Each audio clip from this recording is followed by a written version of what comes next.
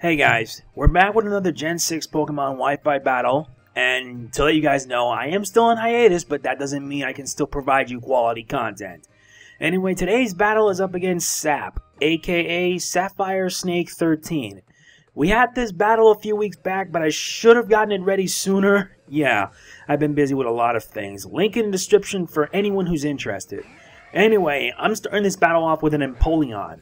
He, on the other hand, starts off with a Snorlax, and I'm like, this is unexpected. And I decided to start things off with a Grass Knot, and thanks to Snorlax's heavy weight, it did some damage, but he goes for a Yawn, and that's going to make my Empoleon drowsy. But I can tell this is already a bad sign, believe me. So I make a switch, and I send out Staraptor, and its Intimidate kicks in, which lowers its attack by 1. Though it's more than likely Snorlax is a physical attacker. He goes for a Strength, which is rather strange, but it did do some damage. I was going to go for the close combat, but he makes a switch, and it's actually a pretty bad switch, because he goes into Tyrantrum.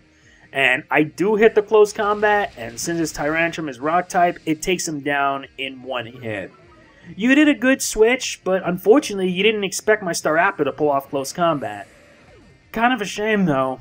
It would have been nice to see what Tyrantrum had in store. Now he goes into Salamence, and his Intimidate kicks in, which lowers my Staraptor's attack by 1. I'm not taking any chances with a Dragon type like that, so I make a switch, and I send back Empoleon once again, hopefully that I can be able to do some damage. But he goes for a Rock Tomb, and the Rock Tomb didn't do much, but it lowered my Empoleon's speed. My guess is that he's trying to lower my Pokemon's speed as much as possible, so that way he can just finish me off with one blow. I don't know, I could be wrong, but who knows. The strategies depend on which trainers do what. He switches back into Snorlax because he predicted that I would do Ice Beam, and I do Ice Beam. But the damage really wasn't that much, since Snorlax is very bulky in the special defense department. I've seen Pokemon, I've seen Snorlax that can do devastating damage with heavy defenses. He goes for a Yawn once again, and I'm like, I go for a Grass Knot, but I don't know if it was a good idea to have him stay on the field. I could have just switched, but it's more than likely he's going to be put to sleep. So I make the switch because, like before, I'm not taking any chances. I send out Staraptor once again, and like before, Intimidate kicks in.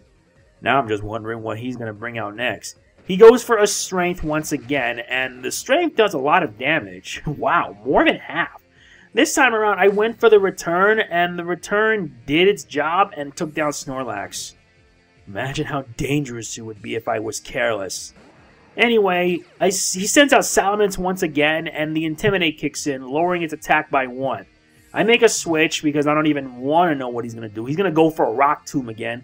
And this time I switch into Empoleon, and he does go for a Rock Tomb. And thanks to Empoleon being a Steel type, he doesn't take that much. However, he suffers from a speed drop, which kind of sucks, but yeah. I don't feel bad with that, but hey, I'm trying to do whatever I can to fight back. He goes for a Fly, and I'm like, why? And I ask myself, why would he do that?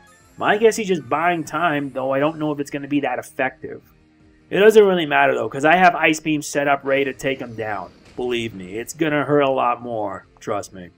Anyway, I do pull off an Ice Beam, and the Ice Beam takes down Salamence in one hit. Yeah, it's a Dragon and Flying type, so it's 4 times weak against it. Oh, well. At least this battle is going off nice and good. Though, to be fair, we just had fun with it. I really enjoyed this battle. Well, I always enjoy every battle I always bring out. Anyway, he sends out a Blastoise, and Blastoise goes for a Bite attack, and that didn't do much. He's just wondering if the bite will lead to a flinch, but it didn't. I go for a Grass Knot, and it did like less than half. About half damage, but it isn't enough. Oh, I'm just wondering if he's got something else up his sleeve. So, he goes for a Skull Bash, getting things up, but in the process, they made Skull Bash a bit different, because once you tuck your head, your defenses are boosted up by like 1 level. Basically, that helps when you want to withstand attacks, but not so much when your opponent decides to bring out serious Pokemon in the league. I go for another Grass Knot, and that does more damage. He goes for the Skull Bash, and the Skull Bash didn't do much. It did like around 39, 40 HP, and he gets a crit. And I don't really know if it mattered. I think it did matter, but it didn't, because I pull off a Grass Knot, and Blastoise went down. Empoleon, always the ever reliable when it comes to getting the job done. It always does. Now I'm just wondering what he's going to bring out next. Yeah. He sends out a Chestnut, and I'm thinking this guy may either have... Oh, and he goes for a Frenzy Plant. And that Frenzy Plant did a lot of damage, but it didn't do enough, sadly, because Frenzy Plant is like Hyper Beam. A 2-turn, you attack 1 turn, and then he's going to recharge, which basically that now puts him at a disadvantage. And yeah, that really sucks. But I go for Ice Beam 1 more time, and that takes down his Chestnut. Good job. I had no idea that he had Frenzy Plant, but to be fair, add another attack like Power Up Punch, and that'll really do you wonders, trust me. Anyway, I'm just getting some leftovers, thanks to the leftovers I have. And now he sends out Blaziken. And yeah, this is when things are really get interesting. His Blaziken Mega evolves into Mega Blaziken. Now I'm thinking to myself, this guy must have something that can do damage. He pulls off a Sky Uppercut and finally takes down Empoleon. Like they say in Pokemon Stadium, despite the crit, it goes down after a good fight. Yeah.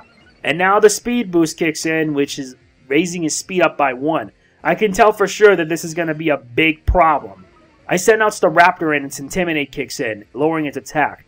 But will it be enough?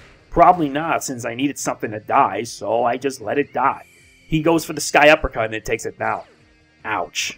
And now he's getting another Speed Boost, which boosts up by +2. And it's at this point this fight is nearly over. So I send in my Alakazam and I pull off a Mega Evolution myself, going into a Mega Alakazam, or in some cases Grandmaster Alakazam. It's kind of nice too. And he activates the trace and he also gets Speed Boost, which is rather interesting. He goes for a Blast Burn, and I'm thinking Blast Burn, and I'm like, damn.